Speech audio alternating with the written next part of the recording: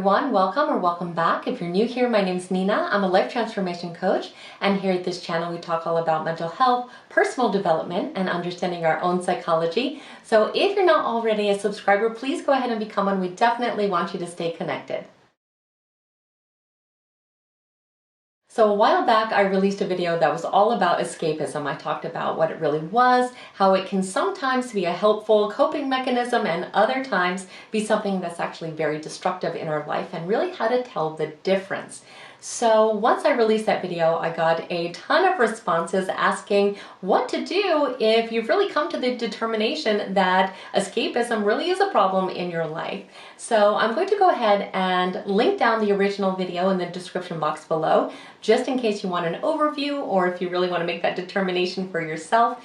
But today we are going to be talking all about solutions. Now, I don't want to do a lot of backtracking in this video, but I do want to just remind you of the definition of escapism, just so we're on the same page, and that is the tendency to seek distraction or relief from unpleasant realities, especially by seeking entertainment or engaging in fantasy. So really it's a technique that we might use consciously or subconsciously to give our brain a break, or to delay or sometimes outright avoid unpleasant emotional or psychological experiences. And as we talked about in the last video, there's actually a lot of healthy forms of escapism, and oftentimes what makes it poisonous in our life is the intention behind the activity. It could be traveling, it could be something that we think of as very positive, like working out all the time or watching a lot of news.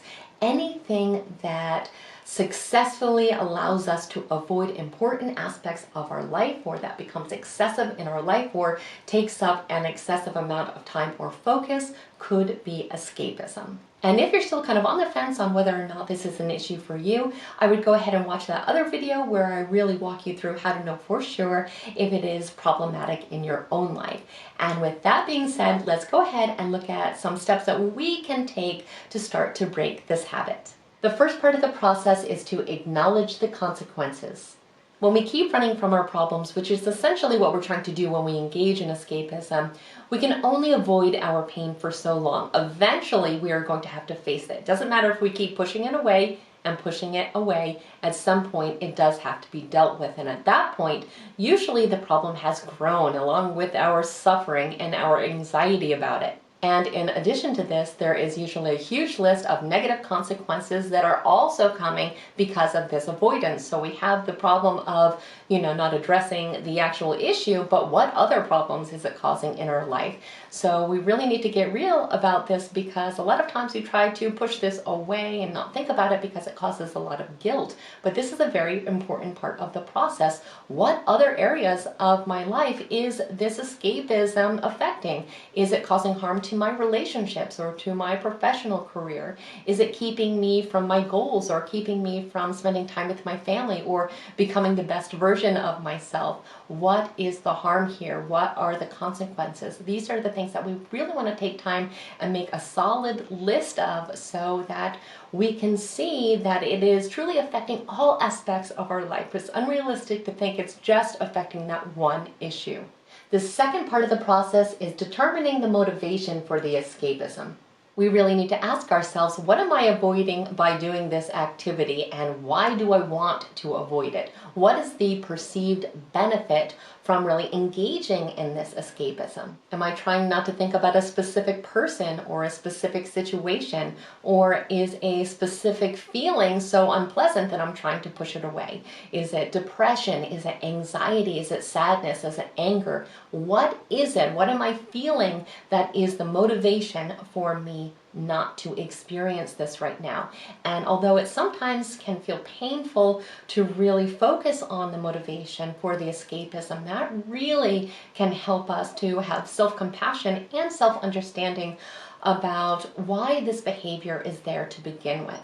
The third part of the process is to brainstorm solutions and strategies. So when we were figuring out what the motivation for our escapism was, what we were really doing is pinpointing areas of our life where changes need to happen, where we need healing, where we need closure maybe, where we need solutions. And what we need to do at this point is to try to figure out what would make us feel better. How could we start to address these problems? What steps could we take? So at this point, we want to make another list, and this list is going to be any possible solutions, as crazy as they may seem. We want to be careful not to just include things that are really in our comfort zones. We want to really think about what could potentially solve this problem, and from there, we can really revise this list so we can make actionable steps we're comfortable taking. The fourth part of the process is to start taking that action.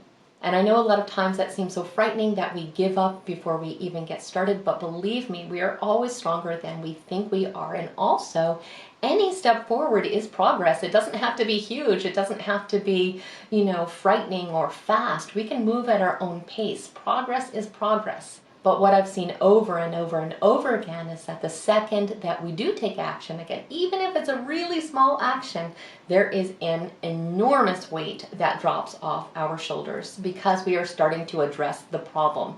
There is so much anxiety and so much stress that is associated with avoiding problems. And when we take that little step forward, we start to feel relief. Even when we are scared to do it, even when we have been avoiding problems so long that we feel overwhelmed at even the thought of starting to address the issue, when we actually do, we experience relief. And believe it or not, I have seen it happen very often that once we've just made the decision to make this change in our life, we can do so very, very easily. It's like we've had that reality check that the escapism is causing so many negative consequences that we are more than ready to attack the problem head on. Now, that is definitely not the case for everyone, so please know if for you, you need to go a lot slower and you just need to take it step by step, that's also fine. Moving forward is moving forward. The fifth thing that we can do is to take control of other aspects of our life. And this is really for two reasons. The first is that we need to remind ourselves that we are the boss of our own life, that we are in control, that we call the shots, that we can make the decisions. When we are escaping from our life all the time, we start to feel that we have no control, that we are simply a victim, and that is truly not the case. And the other thing is because we want to start to design a life that we really want to lead, that we don't feel that we want to escape from in the first place. And we can do this by taking really simple steps like eating well and getting enough sleep, getting enough exercise, doing things that we enjoy, visiting friends, learning new skills. Anything that can help improve our life and help us feel that we are truly in control of our life is going to start to make this process a lot easier. And in general, we just want to start to be more present in our life. We want to learn to practice mindfulness, to really acknowledge all aspects of our life. We're not really choosing what we are escaping from. We're escaping from everything, which means that oftentimes we don't see all the good and happy, positive things in our life that we really do enjoy. So when we are mindful and we are in the moment, we can start to see all these good aspects of our life and realize, wow, maybe I do have problems. Maybe there are issues I want to work on, but I don't need to escape from everything. I can simply make improvements and changes in the life that I have. And remember that escapism isn't all bad. We just have to learn to use it in a way that is constructive and not destructive in our life. Like a little treat, a little reward when we need to just step away from our life for a few moments. But we don't want to make it a habit that takes over everything. So with that being said, I really hope that you enjoyed today's video and you found it helpful. If you did, please like it, share it with someone else who may need to hear the same message today. Also, do become a subscriber if you aren't one already. We definitely want you to stay connected. And I want to thank you so much for spending time with me today. I hope the rest of your day is extraordinary.